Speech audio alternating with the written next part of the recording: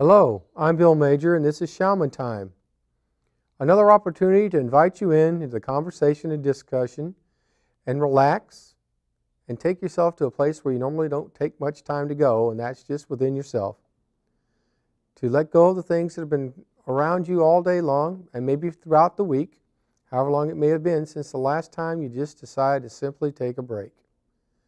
I'd like to fill your time right now with a prospect and opportunity to hear something or come across something that will help you to connect the dots in life, the simple parts of things. After all, it's not complex things that get in the way of what we do, but it's the simple things that we don't thread together that lead to issues and situations that become more difficult to handle and to manage in a way that keeps us from becoming overstimulated or excited or elevated. And after all, we do want to have just a quiet, calm, and just basic central ability to be happy. Happiness is a pretty important product in our lives, and it's a scarce commodity. I'm going to take a time now to talk about faith or belief in something will be or will happen a particular way, and yet where we don't have to invest totally our entire life experience in it to believe that we're actually headed where we're supposed to go, or that we will achieve the greater things in our life of which we wish to be part of, or to become more involved. So, as we progress down through the process of faith, there are all kinds of ways to get definitions of it. I would suggest starting within yourself and derive it from what you know or you perceive to be your belief of what faith is. We also find it very easy to slip into the ideas and reins of religion. Things they talk about, take it on faith. You hear it all the time. You must be faithful. There's a faithfulness involved with this. There's a loyalty, a commitment. These are all ways to stimulate or adjectives and accolades to be laid across the vocabulary to invite us into the aspects of thinking that we can believe in something and it will become true, provided we maintain the faith. Some let us know that we have to obligate our entire being and our wealth, our ability, everything must be poured into it to have us get where we're going and keeping the faith. I'm suggesting there may be some alternatives that are faith and faith-driven and faith-centric to our culture, and we're not even really tuned into it. The confidence that when you go to the wall switch and you turn it and the lights will come on is fairly high. Actually, the times that it doesn't work is so few in a person's lifetime now, they may never have really thought that it wouldn't happen. Is it faith that gives them the idea that when they flip the switch it'll come on? Or is it just simply they haven't had a life experience where it hasn't happened that the lights don't come on? Such is the process with ideas. What about the idea of switching on your faith? Like it has a switch and you can turn it on and it'll always be there when you need it. But you don't have faith turned on all the time, burning 24 hours a day around the clock. It becomes something that soothes you when times are rough and carries you past those places that are difficult and where you don't see yourself as being the most integral part of taking care of yourself and those around you. Faith is an interesting phenomena. If you try to measure it, it's like water. It runs through your fingers and it changes. It fits every need that we ever have, and yet it's still faith. And the form it takes is the most important thing to us. It aids us and puts us where we need to be in order to be on the path to being happy and to achieving the things that we want to do. Now, we find ourselves saying, well, what is this faith? I've always thought of faith as being just one thing. It's more than one thing. It's a conglomeration of every kind of experience whenever we need a little assistance to carry us forward and to get us off of high center when we're stalled out. Some of us are concerned, well, what about my business? I need to consult someone about my business. I'm not sure my business is prospering. Well, you have bookkeepers to tell you what the bottom line is, and you have consultants to tell you how your product line is doing or how it's seen, and you have surveys for feedback to let you know what the local community or your audience or your consumers think about it. But it's not enough. There's still a nagging doubt inside ourselves about, well, what is going on with my business? Is it prospering? Is it really? we ask those questions over and over again, and soon we find our mind just spinning around and around like a merry-go-round, and it just goes and goes and goes. Where it stops, when it will stop, we really have to work at.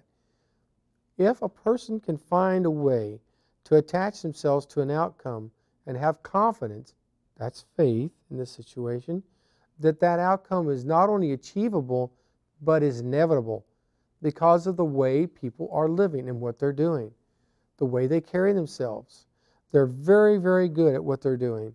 So often they can find a way to do the impossible and not even realize that they've taken themselves out of the equation of failure and are purely on the sheet of success. Success is a very intricate part of being happy. Happiness comes from all of us being able to find our way to a new and resounding success. The success is also an immeasurable part of our happiness. When we go to happiness, we are very, very easy to see the ability of everyone else around us not only succeeding themselves, but being allies and supporting us in our general pursuit of what we're doing. General pursuit of what we're doing. It's as though there's a great big pot of faith out there, and we all can dip down into it individually, as a group, simultaneously, and there's no limit to it. So when you're with a like-minded group of people, do you ever find that as you discuss things and new things are brought forward, that how they weave themselves together and they create a net of ideas, a web of concern, a way that you can actually snare and trap more ideas quickly with very little discourse or having to ratify or amend or change what you're thinking. It blends together and creates a homogeneous path to where you want to go. And you're not alone. You have shared this experience with those that are in the meeting with you or that you're talking with. Pretty much like I do when we come over here to doing the work on this program. A whole group of people show up to help me out. There's an audience that sits and listens and provides feedback on breaks and in between. There's folks who have been writing in. There's all kinds of information that's being made available to us through the regular feedback of people that are here, such as I'm supposed to talk slower and not be so excitable and running on and on and on so fast. So keeping that in mind, I slow down and I go back to what we're talking about. I have faith and confidence that at some point I will reach a regulated amount of talk at a speed that matches you guys. So we're all in sync. But it's kind of tough at times to even remember that you guys are listening to me because you're trying to gain something new. Do you have confidence that you're going to get something new from this? Well, I do, to such a degree that I prepare for this. I spend my time and my thoughts getting ready to talk about it so that I have a clear path of where I'm going. I'm right here to tell you now that you can look into a child's eyes who thinks that there's going to be something happening or they're going somewhere, and no matter what you say or do, they don't let go of it. They just know they're going to get to go. They just know they're going to have a good time. They're very much aware of what they're doing and how they're going to get there. Now, so for now, enjoy those things that are close to you and have faith that the bigger, more complicated problems that come along will take care of themselves in a much more meaningful way if we take care of the small things and have faith that what we're doing is the right thing at the right time in the right amount and with the right people. Well, I'm Bill Major, and this is Shaman Time. I invite you to come around and see me some more about things that you might want to talk about. So send me a letter, or if you can, to get to a website and drop me a note so that I can see what's going on with yourselves.